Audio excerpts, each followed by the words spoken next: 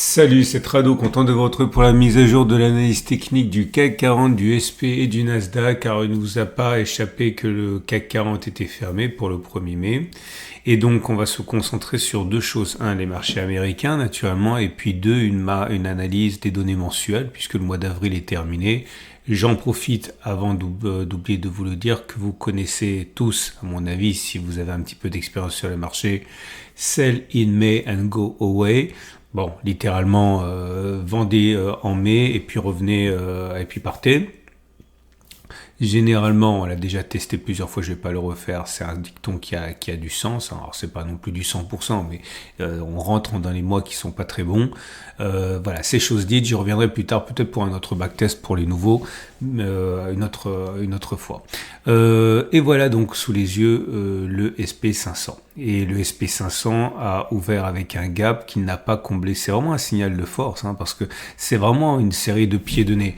Déjà, il y a le fait qu'on s'est permis l'outrecuidance d'augmenter de manière significative depuis les plus bas. J'y reviendrai plus tard pour le SP500, on parle quand même de plus 16%. Alors même que toutes les Cassandres criaient au crash intersidéral, mais en plus on vient de se défaire de cette résistance 56,00, 55,00. Alors c'est pas très très clair parce qu'on clôture quand même à l'intérieur, c'est beaucoup plus clair sur le Nasdaq, on le verra. Il demeure qu'on a un gap qui a été ouvert et les gaps sont généralement des signes de force. Et encore une fois, quand je parle de pied de nez, c'est bien de ça dont il s'agit. On arrive à clôturer au-dessus de cette résistance assez facilement et a fortiori au-dessus de cette oblique là, dont on a parlé, la fameuse oblique, on va l'appeler l'oblique Trump, puisque c'est celle qui martyrise les cours depuis que Trump a provoqué par ses déclarations la baisse des marchés. Mais je l'ai dit et je le répète, il ne faut pas se voiler la face. La vraie résistance, je l'ai dit et je le répète, c'est les 57, 90, 56, 60. Pourquoi ? Tout simplement parce que c'est le garant de la tendance baissière. Une tendance baissière, c'est des pics descendants et des creux descendants. Si on arrive à clôturer au-dessus de ça, on aura des pics descendants et des creux ascendants. On sera plus en tendance baissière, on sera en tendance neutre. Et c'est ça qui sera défendu par les baissiers. Et d'ailleurs, ça coïncide, il ne vous aura pas échappé avec le mois de mai. Et à partir de là, on peut toujours, à mon avis, prétendre prendre encore 2-3% avant d'avoir une falaise en face de nous.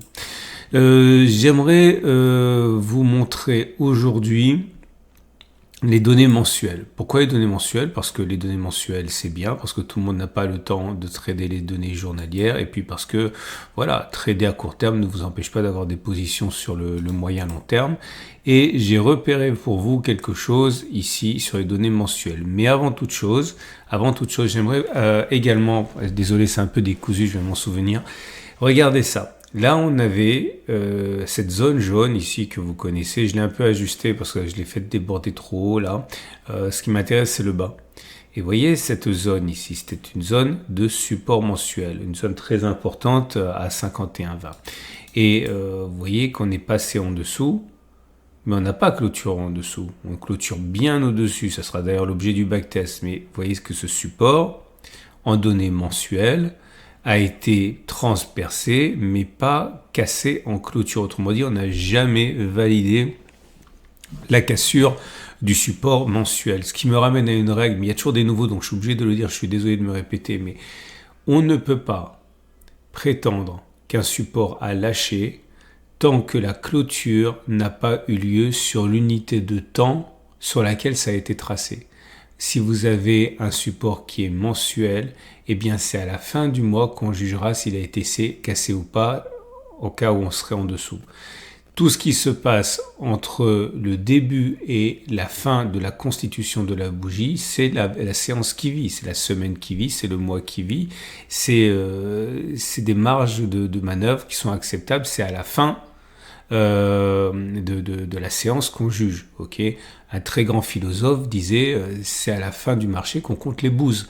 Là c'est pareil, c'est à la fin de la séance qu'on voit, qu'elle soit hebdomadaire, mensuelle ou journalière, si on a cassé ou pas. Et là vous voyez cette incursion, plutôt cette excursion par-delà la zone de support n'était que du bruit sur cette unité de temps, et c'était même, je dirais, l'occasion d'acheter. Parce que si je vous remonte les données journalières, pour le SP500 toujours, eh bien vous voyez, on aurait pu croire que lors de cette séance du 4 avril et a fortiori le 7 puis le 8, on avait définitivement cassé et validé la cassure du support ici puisqu'on était en dessous. Oui, sauf que c'était c'était tracé sur les données mensuelles, donc c'était bien sur les données mensuelles qu'il fallait juger de ça. Et comme vous pouvez le voir, sur les données mensuelles, ça n'a pas été cassé.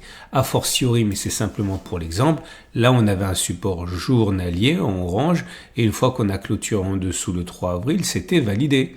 Parce que c'était un support tracé sur une unité journalière et qui a été validé sur les unités de temps journalières. Et donc, effectivement, on pouvait anticiper que ça puisse plonger derrière.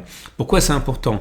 C'est important parce que, la cassure, si vous avez des stop-loss en cassure, par exemple, eh bien, il ne faut pas se tromper. La cassure et le stop-loss doivent être validés sur une unité de temps sur laquelle vous avez tracé le support. Mais surtout, le changement de polarité n'aura pas lieu. C'est-à-dire que si vous pensez qu'on a cassé sous un support et que le support est devenu résistance, attention, parce que si vous n'êtes pas sur la bonne unité de temps, ça devient résistance de rien du tout. Ok, au contraire, ça va jouer comme un trampoline vers le nord. Ok, il faut vraiment comprendre ça. Bref, j'ai digressé, mais c'est très important. Je reviens sur mes données mensuelles. On verra que c'est la même chose pour le Nasdaq de toute manière. Et vous avez, mesdames, messieurs, ici un magnifique, j'ai envie de dire un pin bar d'anthologie.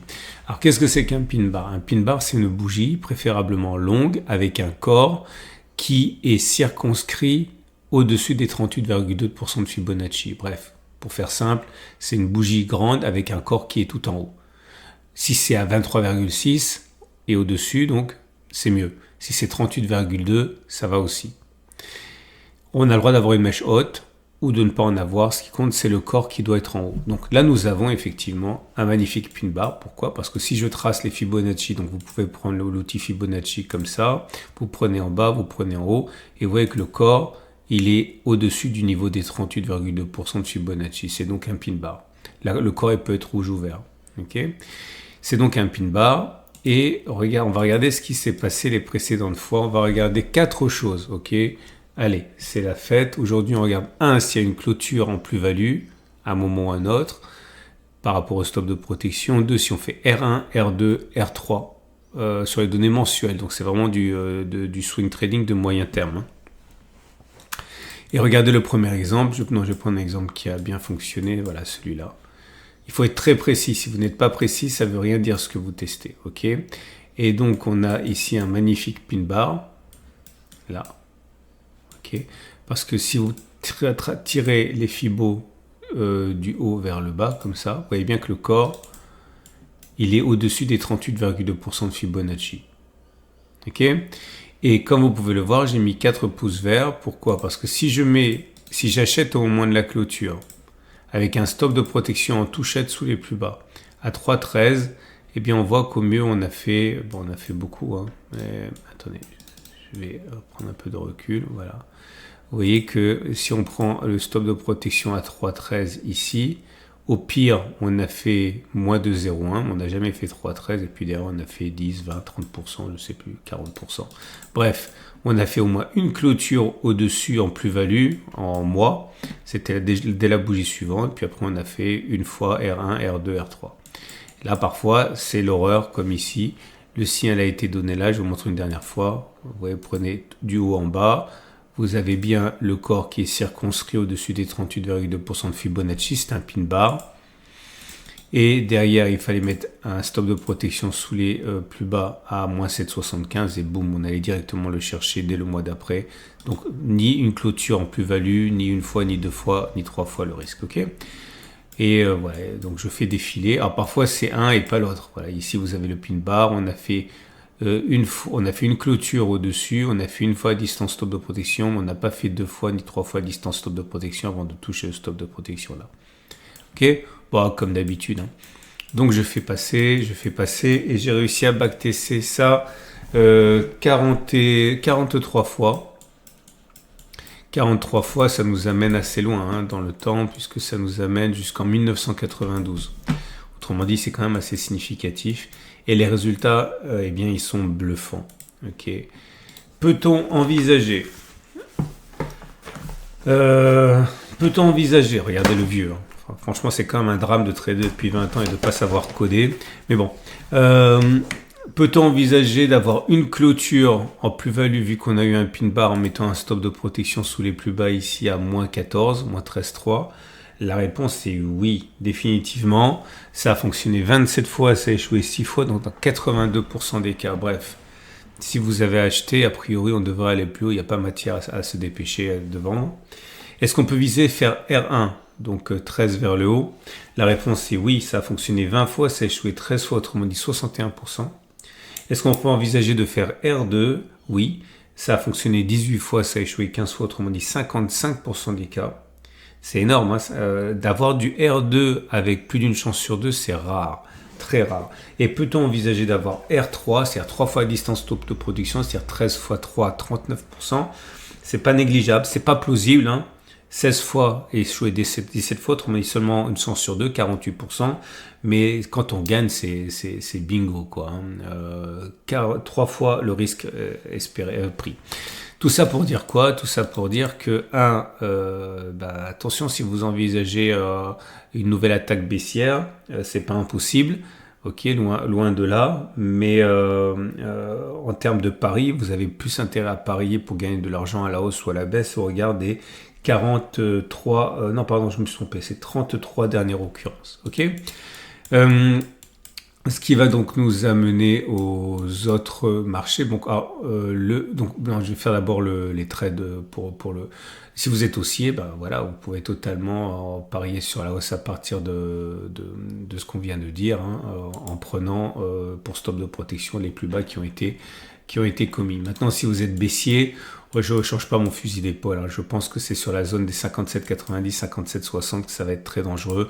Donc, parier à la baisse, ok. Stop de protection assez large au-dessus, là, comme ça. Et puis, normalement, vous devriez avoir quand même quelques petites secousses, hein, même si je ne sais pas ce que ça va donner. On va passer maintenant au Nasdaq et au CAC 40. Mais avant ça, pour une fois, je vais faire un coup de pub pour autre chose parce que le moment s'y prête. Je vous explique pourquoi. Parce que, bon, vous savez que je suis en partenariat avec Ocoff, je suis client Ocoff, j'achète du gold avec Ocoff depuis l'origine, hein, c'est un copain, le boss. On a commencé comme ça, comme ensemble à s'intéresser à l'or. Et si vous cliquez là, offre spéciale Tradosorien, c'est sur mon site, hein, c'est Tradosor, vous paierez moins cher. Vous arrivez sur une page qui vous est réservée, ok, uniquement là, offre spéciale 9% pour les Tradosoriens. Et ça vous permet non seulement, alors c'est énorme hein, au coffre, hein, on parle de 30 000 utilisateurs, on parle de 500 millions d'euros sous gestion. Si c'était un pays, une banque centrale, je crois que ce serait la 8e ou 9e banque centrale du monde hein, en termes de détention d'or au coffre. Et ça vous permet de trader, d'acheter de l'or pour le long terme en le faisant conserver. On peut se le faire livrer, hein, mais jamais je garderai de l'or chez moi, c'est juste imprudent. Ils vous le gardent en Suisse, pas en France. En Suisse, avec toutes les garanties que vous connaissez par rapport à la neutralité suisse. Et vous avez la possibilité d'acheter bien sûr toutes les formes d'or que vous voulez. Si vous cliquez ici sur au coffre, eh bien, vous allez arriver là sur la page or avec notamment le fameux Napoléon, le 10 francs, le 20 francs, le 5 francs, le 50 francs. Bref, je vais vous montrer le 20 francs parce que c'est le plus emblématique.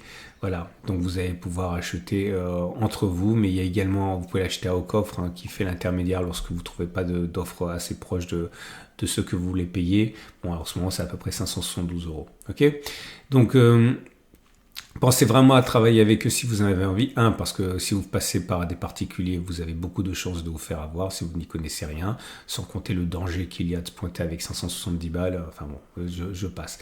Alors pourquoi est-ce que j'en parle? Parce que c'est un partenaire. Et 2, parce que je suis client naturellement. Et puis 3, parce qu'on est en train de consolider sur l'or. Et pourquoi on est en train de consolider? Ça a à voir avec l'amélioration du climat actuel, hein, c'est-à-dire que la mode actuellement de court terme est à être assez, on va dire, rassurée par rapport aux perspectives. Et donc l'or étant beaucoup en train de monter lorsqu'on a de l'indécision et de la peur. Et bien en ce moment on est en train de corriger. On a perdu déjà la bagatelle de 8% depuis les plus hauts. Et il est possible effectivement que l'on aille chercher 3055, 29,57. Ça ne serait pas la première fois que l'on perd 10%. Mais si vous croyez à l'or, si vous pensez qu'il faut en avoir et qu'il fallait simplement profiter des soldes, eh bien, le temps que vous ouvriez votre compte, etc., peut-être que vous voulez le faire maintenant pour entrer au meilleur prix, notamment sur la zone d'accumulation à sol, les 3055, 29,57. Tous les spécialistes disent que l'or va monter. Si vous pensez également que c'est le cas, eh bien vous pouvez acheter de l'or, mais encore une fois, pour passer au coffre, naturellement, il faut ouvrir le compte, etc. Et ça prend du temps, un minimum de temps. Donc, pensez à le faire maintenant si ça vous intéresse. Voilà. C'était la parenthèse. J'en parle aussi parce que c'est le week-end et que vous avez plus le temps de le faire ce week-end. On est sur le Nasdaq, là, avec exactement la même chose. C'est-à-dire, si vous regardez les données mensuelles, ne tirez pas de conclusion hâtive. Je ne l'ai pas backtesté, mais vous avez également un pin bar. Vous avez également cette fausse cassure du support en données mensuelles, ici. Et vous avez également un rebond. Les données journalières montrent bien que pour l'instant, eh bien, on a validé la cassure. D'ailleurs, je vais l'enlever parce que ça ne sert plus à rien. Ok, on a clôturé au-dessus avec un gap, donc signal de force. Je l'ai dit, je le répète, je pense que 20,70 c'est jouable.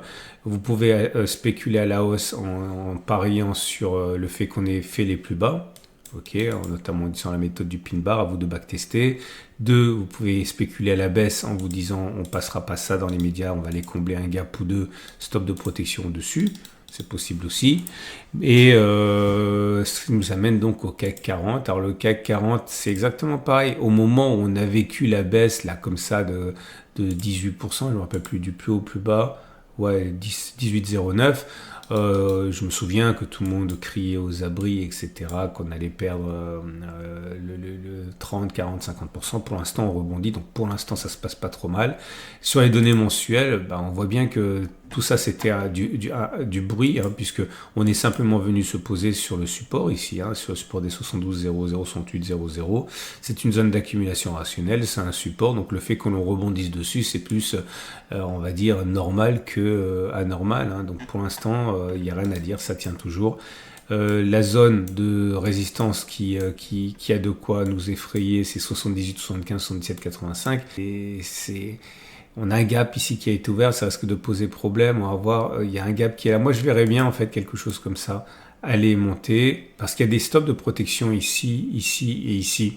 Donc moi, je vois bien les aussi provoquer les baissiers, leur péter leur stop de protection, et uniquement quand ils auront été pétés, entraîner une baisse, pourquoi pas avec le mois de mai qui est de manière saisonnière mauvais, avant effectivement de rebondir par la suite. C'est pour ça que j'ai dit que je prendrai des profits éventuels s'ils sont encore là au moment où on touchera le gap ici. Ok ? Voilà. Si vous avez un biais qui est baissier, je pense que vendre maintenant c'est un peu dangereux. J'attendrai justement que l'on arrive sur cette zone, je vendrai là. Si j'avais un biais baissier, stop de protection dessus. Ok ? Voilà. On a fait le tour. C'est de plus en plus long ces vidéos. Je ne sais pas trop comment faire parce qu'en plus vous m'en demandez beaucoup plus à côté. Donc ça va être trop long. Je ne peux pas faire plus que ça. Je réfléchis, mais bon. Pour l'instant, ça fait des formats qui sont assez longs. Excellente journée. Pensez à regarder les services au coffre si ça vous intéresse. Il y a un lien en dessous de la vidéo pour aller directement sur la page en question. Vous pouvez passer par mon site pour avoir le lien également. Si vous voulez me mettre en parrain pour me faire bénéficier de votre ouverture de compte, c'est possible et c'est apprécié. Merci beaucoup pour ça, pour ceux qui voudront le faire. Excellente journée et à demain pour la mise à jour.